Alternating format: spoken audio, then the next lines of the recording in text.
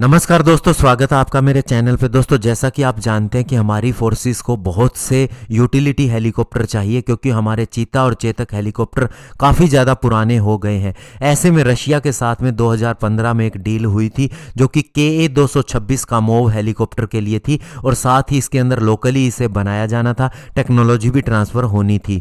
लेकिन दोस्तों, अभी अंदाज़ा ये लगाया जा रहा था कि जब Russian president Vladimir Putin India आएंगे तो इस डील को हरी झंडी दे दी जाएगी। लेकिन अब ऐसा लग रहा है कि ये डील आगे नहीं बढ़ेगी। इससे इंडिया को क्या फायदा या नुकसान होगा, आज इसी के ऊपर बात करेंगे। चलिए दोस्तों, शुरू करते हैं। तो दोस्तों, नेक्स्ट वीक रशिया के प्रेसिडेंट व्लादिमीर पुतिन इंडिया आने वाले हैं। ऐसे में जो $1 बिलियन की डील होने वाली थी रशियन हेलीकॉप्टर कामोव के लिए, अब सूत्रों से पता चल रहा है कि ये डील रद्द हो सकती है या इंडिया इसके ऊपर आगे नहीं बढ़ सकता। लेकिन दोस्तों, अब खबर ये भी आ रही है, चूंकि इंडियन एयरफोर्स को अपने पुराने हेलीकॉप्टर को रिप्लेस करने की जरूरत है और टू फ्रंट के ऊपर हमें वार का खतरा है, चाइना के साथ टेंशन चल रही है, तो ऐसे में बड़े प्रोजेक्ट पे ना जाते हुए कुछ एक कामोव 226 टी मिलिट्री हेलीकॉप्टर को सीधे खरीदा जा सकता है रशिया से, ताकि जो हमारी अर्जेंट रिक्वायरमेंट है उसे पूरा किया जा सके।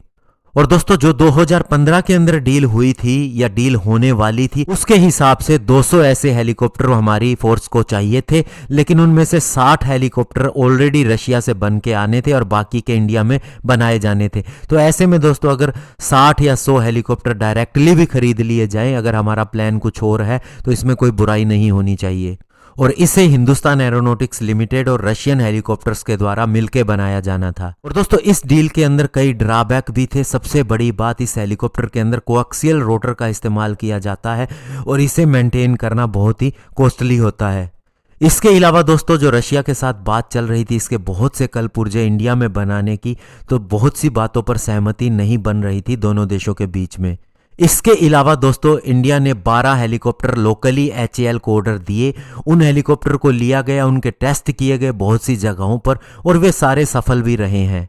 यानी कि दोस्तों, अब इंडिया के पास एक सेकंड ऑप्शन है और वो है लोकल हेलीकॉप्टर का, जो सफल होता दिखाई दे रहा है। तो ऐसे में दोस्तों, अभी HAL ने भी और हमारी मिनिस्ट्री ऑफ डिफेंस ने कोई डायरेक्टली कमेंट नहीं किया है इस हेलीकॉप्टर डील के ऊपर। रशियन कंपनी ने भी इसके ऊपर कोई कमेंट नहीं किया है। और अभी की दोस्तों बात करें तो हमारी फोर्सेस के पास में जो हेलीकॉप्टर हैं, उनमें से 70% हेलीकॉप्टर 3 दशक पुराने हैं और बहुत से ऐसे हैं जिन्होंने 50 साल पूरे कर लिए हैं। तो ऐसे में हमें बहुत ज़्यादा ज़रूरत है हेलीकॉप्टर्स की, स्पेशली जो सिनेरियो चल रहा है उसको देखते हुए भी।